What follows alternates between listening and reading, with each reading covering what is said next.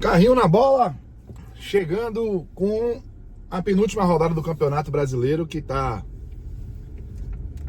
praticamente encerrada, né? Faltam 2 jogos que interferem muito na parte de baixo, né? Eu tô gravando esse vídeo na quinta-feira. Ainda faltam jogo entre Atlético Paranaense e Red Bull Bragantino e Fluminense e Cuiabá. Hoje a zona de rebaixamento pode ficar consolidada, né? Se o Atlético Paranaense vencer o Bragantino na Arena da Baixada e o Fluminense vencer o Cuiabá, os 4 times rebaixados estarão definidos, com Criciúma e Bragantino de maneira muito justa, né?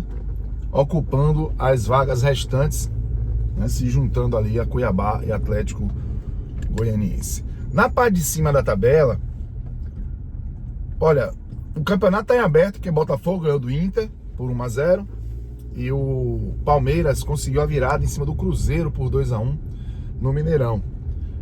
E a diferença de 3 pontos a favor do Botafogo, ela pode ser tirada se o Botafogo perder para o São Paulo a última rodada. O jogo é no estádio Newton Santos, é no Rio de Janeiro. E o Palmeiras vencer o Fluminense, o jogo acontece em São Paulo. Agora, é importante destacar, né? O Botafogo, em menos de uma semana, vai lá, uma semana e um dia, conseguiu vencer o Palmeiras, praticamente uma decisão de campeonato antecipada, fora de casa por 3-1, retomou a ponta, ganhou no sábado seguinte a Libertadores da América contra o Atlético Mineiro. Não foi fora de casa, foi campo neutro. Vai lá, é fora de casa, mas campo neutro. Não foi na casa do adversário, mas ficou com um jogador a menos e um dos seus principais jogadores, o Gregory, com 40 segundos de jogo. E o Botafogo foi lá e deu 3-1 no Atlético Mineiro, foi campeão da Libertadores da América. Título inédito, comemorou, fez toda a festa do mundo. Quarta-feira de noite estava em campo em Porto Alegre contra o Inter, que fez um senhor segundo turno, uma senhora recuperação no campeonato e conseguiu ganhar do Internacional por 1-0, o gol do Savarino no início do jogo. Resistiu a uma barbaridade, né? O Inter perdeu muito gol, mas que time cascudo esse Botafogo, que não perde desde o Dia dos Pais pelo Brasileirão, né? Contra o Juventude lá em Caxias. E foi um jogo pela manhã, um time mexido, enfim. Botafogo tem em aberto aí essas questões de tabela, de matemática, e é claro que a força do Palmeiras não pode ser desconsiderada. Tudo indica que o Palmeiras vai vencer o Fluminense em casa na última rodada, mas basta um empate do Botafogo contra o São Paulo. São Paulo já vem, né, de 2 derrotas seguidas aí. Perdeu para Grêmio e perdeu para Juventude em casa, perdeu no Morumbi. São Paulo tem 59 pontos, ele não sobe de posição se vencer, nem perde posição se perder a última rodada. São Paulo tá de férias mesmo, já tá consolidado ali no 6º lugar. Então, junta isso ao fato do Botafogo estar em uma fase assim, sabendo decidir campeonato, para mim tá resolvido, né? É só uma questão de tempo. Quando a bola rolar, São Paulo não vai ganhar do Botafogo no Newton Santos. Eu adoro fazer essas coisas com futebol, né? Essas provocações. Futebol parece que gosta de desaforo, tem ironia. Mas é sério, é muito difícil que aconteça uma reviravolta do Palmeiras. A decisão do campeonato foi mesmo no Allianz na semana passada. E a surpresa, na minha opinião, foi o Botafogo conseguir vencer o Inter no jogo do Beira-Rio. Imaginava um empate, ou quem sabe o Inter até vencer. O Inter vinha muito embalado, e aí o Palmeiras poderia deixar o campeonato em aberto. Mas isso tá muito difícil de acontecer, do Botafogo deixar de ser campeão. Tá com tudo na mão e vamos combinar que é um título bem justo. Então, em cima tá praticamente resolvido, e a Libertadores da América, hein, tá praticamente resolvida também. O Bahia tá com o pé na Libertadores depois de 35 anos. O time perdeu do Corinthians. O Corinthians garantiu vaga na Libertadores, né? Porque o Cruzeiro só chega a 52 pontos com a derrota contra o Palmeiras, e o Corinthians já tem 53. E agora o Cruzeiro precisa ganhar do Juventude, que luta por Sul-Americana já escapou do rebaixamento, mas luta por Sul-Americana.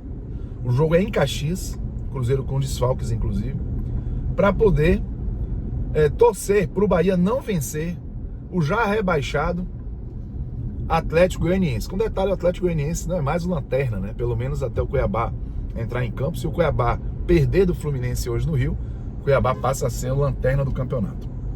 Então, o Bahia vai ter uma oportunidade contra o Atlético Goianiense, que, faço outra ressalva, empatou com o Vasco fora em 2-2 e ganhou do Fortaleza por 3-1 de virada, hein?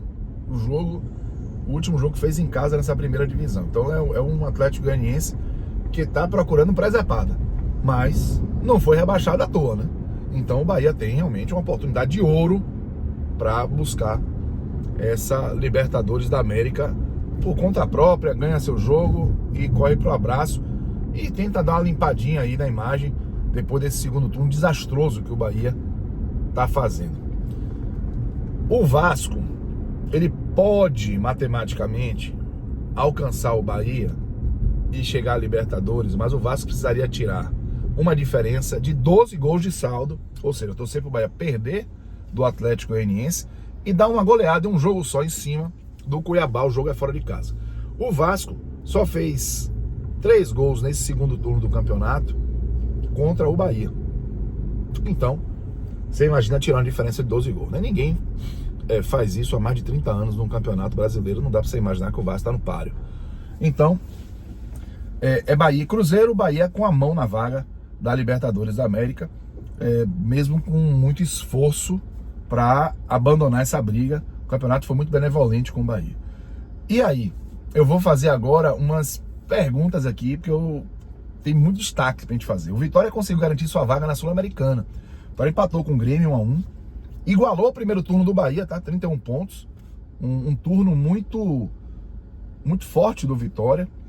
Suficiente para escapar, chegar a 46. Ainda pega o Flamengo no Rio de Janeiro. Se vencer, ainda chega a 49. Mas, um detalhe. O Vitória garantiu vaga na Sul-Americana. Pode ainda alcançar o 9º lugar do campeonato. E isso coloca o Vitória na terceira fase da Copa do Brasil. Vou destacar. Quem for 9º lugar no Campeonato Brasileiro não vai jogar Libertadores, vai jogar Sul-Americana, mas entra na terceira fase da Copa do Brasil, o que é um senhor benefício para o calendário. Então, e para os cofres, também porque as cotas passaram a ser retroativas. Quem entra na terceira fase recebe o valor referente às primeiras e segunda fases na hora de for jogar a terceira. Então, isso é muito bom. 9º lugar em jogo, e o Vitória pode buscar esse 9º lugar contra o Flamengo no Rio de Janeiro. Eu queria saber o seguinte. Tem um detalhe, né? O Atlético Mineiro perdeu do Vasco 2-0. Foi o 12º jogo que o Atlético não vence. E o Galo demitiu o Gabriel Milito. Chegou a 2 decisões, Copa do Brasil e Libertadores, e perdeu as 2 para Cariocas.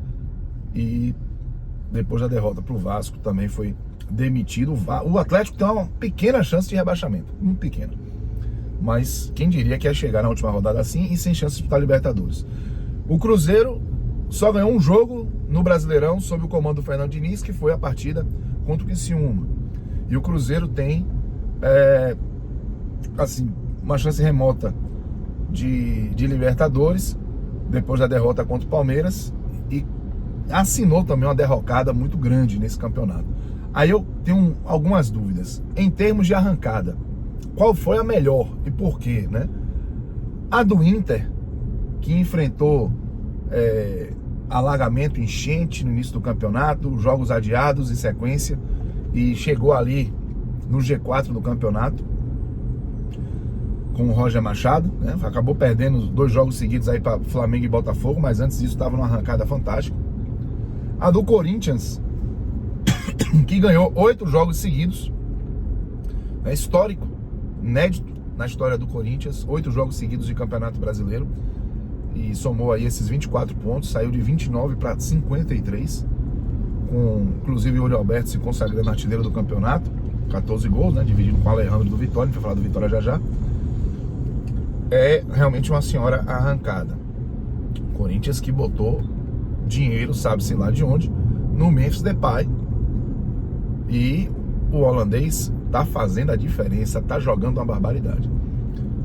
Ou a arrancada do Vitória, que saiu da zona de rebaixamento, de um primeiro turno com 15 pontos, e chegou à Sul-Americana com uma rodada de antecedência e se livrou do rebaixamento com 2 rodadas de antecedência, com um orçamento baixíssimo e sem grandes investimentos na janela de meio de ano. Com detalhe que o Vitória tem também artilheiro do campeonato, Alejandro, com 14 gols, está em aberto, né? Ainda falta uma rodada, pode ser que seja artilheiro isolado.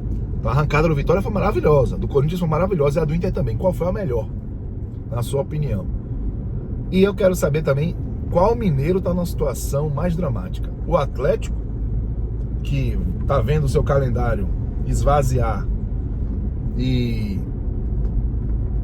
um time poderosíssimo, investimento altíssimo com Scarpa, Hulk, Paulinho, por aí vai, ficar com o calendário restrito, né? Só de Sul-Americana na temporada que vem, perdendo 2 títulos, Copa do Brasil e Brasileiro, ou melhor, e Libertadores. Ou o Cruzeiro, que investiu muito no meio do ano para garantir essa vaga na Libertadores, com o Pedrinho BH, né? Quando comprou do Ronaldo ali, botou dinheiro, contratou o jogador, o Cássio veio, o goleiro, o Matheus Henrique, e o Cruzeiro fez um segundo turno horroroso, uma vergonha, e está muito próximo de deixar ali a zona de classificação a Libertadores justamente na reta final do campeonato. Trocou o Fernando Seabra pelo Fernando Diniz e até aqui não funcionou. Muitos ingredientes, né, nesse campeonato brasileiro, muita coisa bacana para conversar, para opinar, para divergir, para concordar ali, pontos de vistas. Quero saber de você, qual mineiro teve a pior derrocada, e quero saber qual time teve a melhor arrancada, Corinthians, Vitória ou Inter. Vamos bater esse papo aqui.